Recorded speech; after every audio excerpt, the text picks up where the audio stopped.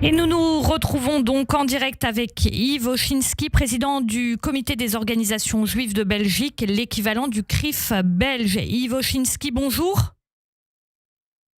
Yves Oshinski, bonjour. Bonjour.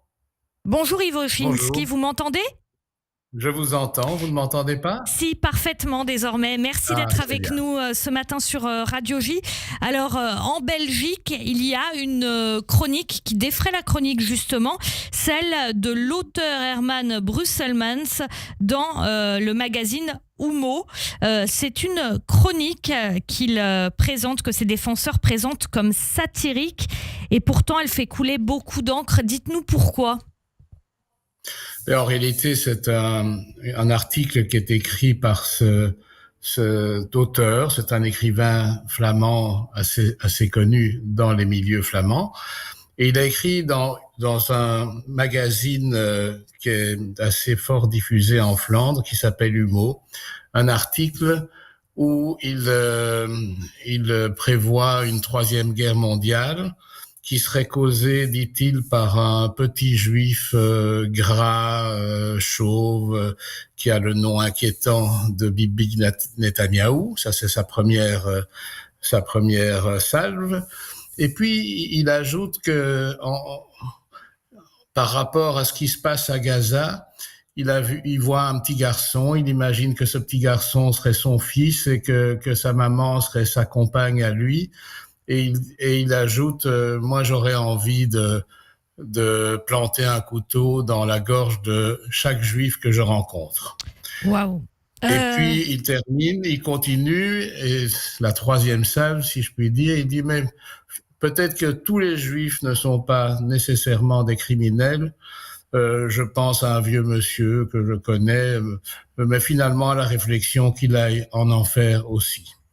Et donc, lorsqu'on présente cela comme satirique, on voit difficilement et de façon même impossible où se trouverait une quelconque satire. Donc c'est vraiment l'antisémitisme avec ses plus anciens clichés sur les juifs, sous prétexte, comme on le voit souvent aujourd'hui, sous prétexte d'antisionisme et sur fond de Gaza. Alors, Yves Oshinski, justement, c'est là-dessus que je voulais revenir également avec vous. Vous dites, et effectivement c'est le cas, sous prétexte d'antisionisme et sur fond de guerre avec Gaza. Ces propos, ils vont être poursuivis en justice, hein. Mais l'ensemble des organisations principales regroupant les organisations juives de Belgique évidemment ne veut pas laisser passer ça. C'est trop grave. Je pense que on a dépassé depuis beaucoup de temps des limites, mais ici c'est flagrant, c'est horrible, ça dépasse tout, c'est inimaginable. C'est une incitation au meurtre, parce que si quelqu'un d'estimé comme Monsieur Brusselmans dans les milieux flamands dit, moi j'ai envie de planter un couteau dans la gorge de chaque juif que je rencontre, eh bien c'est une incitation claire au meurtre, à la haine, à l'antisémitisme. Et donc nous ne pouvons pas laisser passer ça. Et donc nous avons décidé de prendre les mesures judiciaires que cette situation nous paraît imposer. Et nous ferons les choses pour frapper vite et fort. Yves Oshinski, la question qu'on se pose, c'est qu'est-ce que c'est que Humo et comment c'est possible qu'une telle chronique soit publiée dans la presse en Belgique ? Mais ça, c'est évidemment, ça relève de la responsabilité de ce magazine. C'est un hebdomadaire qui est très lu, qui comprend d'une part des articles et d'autre part qui comprend les programmes de télévision d'une semaine. Et donc, avec ce second aspect du mot, vous imaginez bien, c'est un peu, je sais pas, comme Téléstar, mais c'est un magazine beaucoup plus complet. C'est un magazine de fond, plus les programmes télévisés, donc c'est vraiment quelque chose de très lu. C'est la responsabilité de ce magazine, de cet hebdomadaire qui couvre complètement son chroniqueur et qui dit oui, mais il ne faut pas prendre tout ça à la lettre. Il faut savoir que c'est quelqu'un qui qui manie, je ne sais pas, l'ironie, la satire, mais ça n'est pas audible comme justification. Et donc comment est-ce possible qu'on publie ça? Ben, nous posons la même question parce que il y a des limites à tout.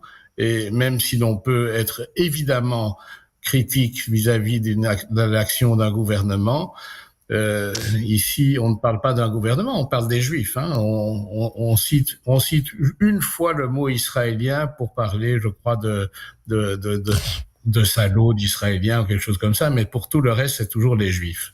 Alors, justement, ce qui est invoqué par la direction du journal, c'est que, vous venez de le dire, hein, c'est une parodie, c'est une satire. C'est souvent invoqué lorsqu'il y a des problèmes qui sont liés à ce genre de choses, racisme, antisémitisme.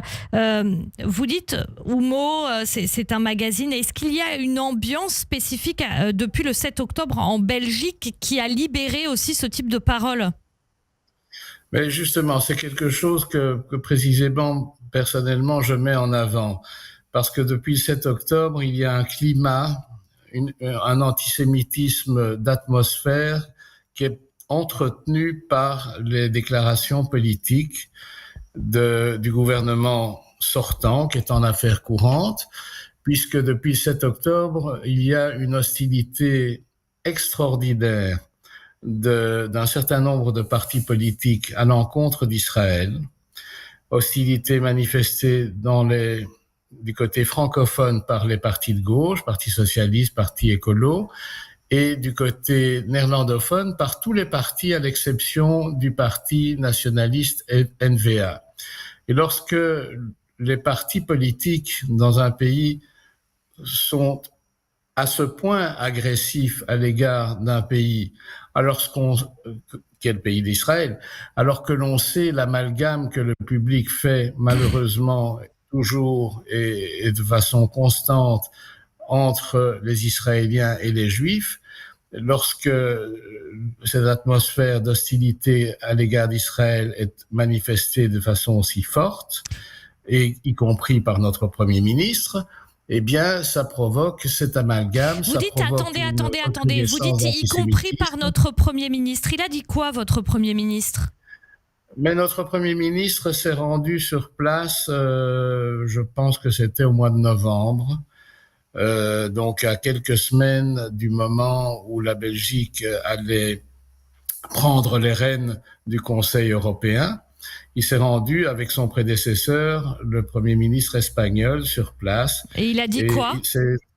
Et c'est à ce moment-là qu'il a fait des déclarations hostiles à l'égard d'Israël, en critiquant la réaction d'Israël par rapport au 7 octobre et en disant que c'était inadmissible. Enfin, il a lancé une diatribe qui est restée sa ligne de façon constante, d'ailleurs, pendant tout le temps où il a été président du Conseil européen. Yves Chiński, dernière question. On a évoqué ce tournoi de frisbee auquel devaient participer de jeunes Israéliens. Israël, d'ailleurs, était prêt à assurer la sécurité. Et finalement, ces jeunes Israéliens n'ont pas pu y participer. Ce qui a été invoqué, c'est des questions de sécurité. Votre commentaire peut-être là-dessus?